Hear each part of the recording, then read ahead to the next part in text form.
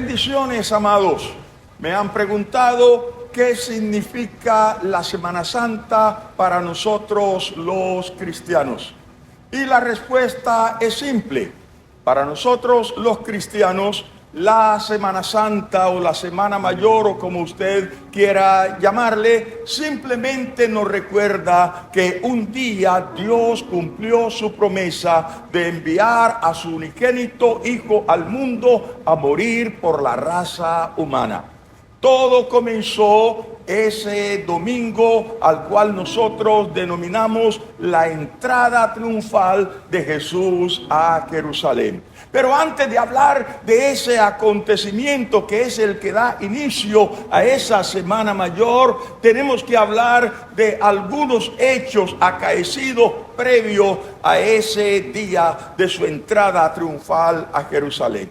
Hacía poco Jesús había resucitado a Lázaro de entre los muertos. Así que mucha gente de Jerusalén habían ido hasta Betania, que estaba relativamente cerca de Jerusalén, para constatar, para ver de primera mano aquel hombre que en la historia reciente de Israel había sido la única persona que después de haber estado 4 días en la tumba resucitó por la palabra de Jesús. Así que la gente estaba muy expectante porque muchos habían ido, habían hablado con Lázaro y en todo Israel no se hablaba más que de ese hombre que fue capaz de resucitar a alguien que llevaba 4 días de muerto. Pues se escuchó que Jesús iba a llegar a la fiesta de la Pascua en Jerusalén. Esto causó un gran revuelo en todos los que iban a subir a la fiesta de la Pascua a Jerusalén que realizaban cada año. Pero en esta ocasión, esa fiesta tenía un ingrediente muy especial. Iba a estar nada más ni nada menos que Jesús, el que había resucitado a Lázaro de entre los muertos. Así que todos estaban muy expectantes. Y cuando se escuchó, ya viene, entonces salió mucha gente de Jerusalén y de otros lugares y se apostaron a uno y otro lado de la calle porque querían ver quién era ese hombre que tenía tanto poder para resucitar aún a un muerto después de 4 días. Y mientras ellos están esperando que Jesús haga su aparición, comenzaron ciertos comentarios, entre ellos: ¿no será este el Cristo? ¿No será este la promesa de ese Mesías? Otros decían: ¿y no será este el que puede liderar esa rebelión en contra del Imperio Romano que nos ha tenido subyugados, nos ha tenido pagando unos impuestos demasiado altos? Y mientras ellos están comentando acerca de las posibilidades que podrían tener si Jesús se convirtiera en su líder, apareció Jesús. Entonces ya ellos con eso en mente, este puede ser el que puede llevarnos a una victoria sobre el Imperio Romano, comenzaron a aclamarlo. Hosana, Hosana, bendito el que viene en nombre del Señor. Así que en ese momento ellos están viendo a Jesús no como el enviado de Dios para libertar al mundo de su pecado, sino que están viendo a Jesús como el libertador de aquella opresión del gobierno de Roma que los tiene pagando unos altísimos impuestos. Así que gritan: Hosana, Hosana, bendito el que viene en nombre del Señor. Y como siempre, cuando un rey venía de una batalla, o alguien era muy importante, se tendía una alfombra persa normalmente para que los reyes pasaran, pero como esto fue improvisado, pero como nadie tenía la certeza que Jesús era el rey de los judíos, era el Mesías, de manera improvisada comenzaron a tender sus mantos para que Jesús pasara, y esos mantos que estaban tendiendo era emulando esas alfombras persas, las más famosas del mundo, que se colocaban para que el rey o esa persona importante pasara.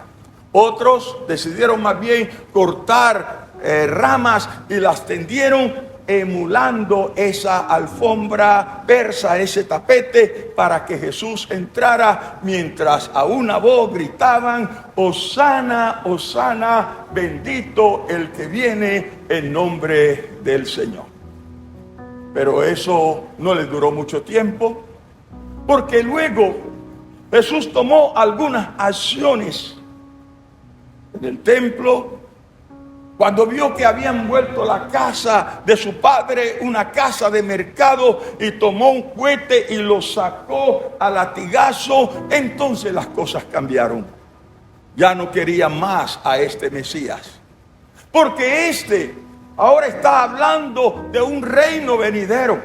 Ellos querían a un libertador que los sacara de la situación que estaban viviendo en ese momento, que era la opresión de Roma. Pero Jesús da un discurso que desconcierta a la mayoría. Mi reino no es de este mundo.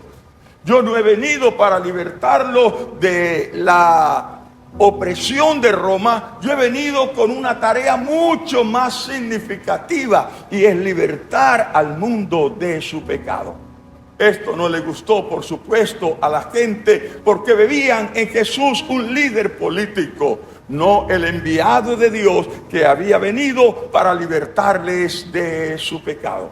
Así que el lunes hubo una serie de acontecimientos, igual el martes, el miércoles, pero el día jueves, que fue un día muy significativo para Jesús, ese día Él estableció la cena del Señor, cuando mandó a 2 de sus discípulos a que prepararan la cena de la Pascua, y cuando está comiendo la Pascua con ellos, como era la costumbre, de pronto se conmovió.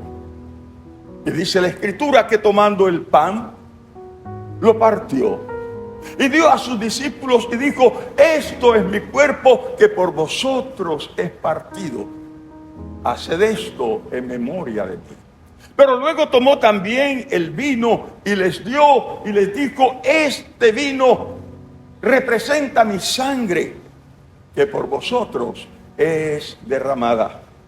Pero Jesús se notaba un poco nostálgico.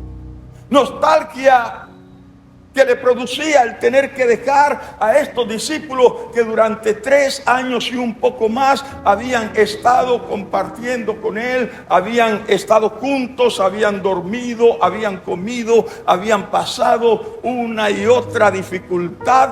Así que Jesús está un poco melancólico porque tenía que dejar a sus discípulos amados. Pero luego Jesús, después de explicarles para qué había venido, se fue entonces a orar ahí en el huerto, y está muy conmocionado, y está pidiendo inclusive a su Padre si es posible pasar esa copa. La respuesta es: para esa misión ha venido y debes cumplirla. Él pidió a sus discípulos: ayúdenme a orar, porque era un momento muy, muy tensionante para Jesús. Y fue allí ese jueves cuando él está orando, cuando Judas, uno de sus discípulos, lo había vendido por 30 piezas de plata. Y llegó la turba para prenderlo, y ustedes ya saben, Pedro trató de defenderlo en la carne, pero Jesús actuó de inmediato para decirle: no, Pedro, no es así, para esto he venido. ¿No crees que si yo quisiera salvarme de esta turba, me sería tan fácil como decirle a mi Padre, envíame ayuda, y Él enviaría legiones de ángeles que me salvarían? Pero no, para esto he venido.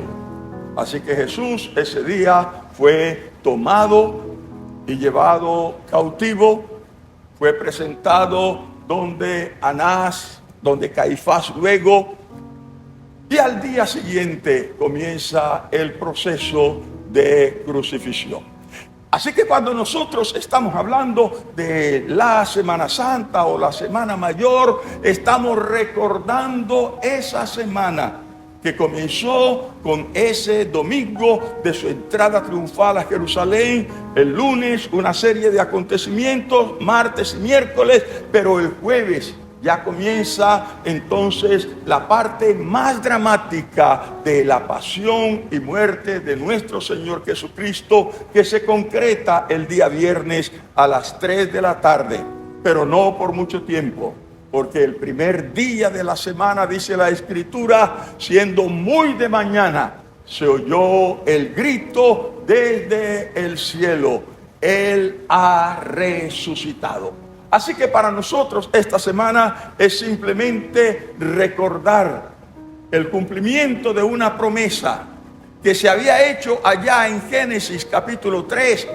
cuando se prometió que un día Dios enviaría a su Hijo al mundo a religar esa relación entre el hombre y Dios, esa relación que fue rota a causa del pecado. Pero ese día, cuando Cristo resucitó de entre los muertos, ese día esa relación rota fue religada, y a partir de ese momento el cielo, que estaba sellado para la raza humana, donde no se podía entrar, porque hasta ese momento todo el que moría tenía que ir al Hades, que era el lugar o la región de los espíritus que han partido. Pero a partir de la resurrección de Jesús se abrió el camino, porque la Biblia dice: para que todo aquel que en Él cree no se pierda, mas tenga vida eterna. Entonces, después de la resurrección de Cristo, tenemos acceso franco, libre al reino de los cielos,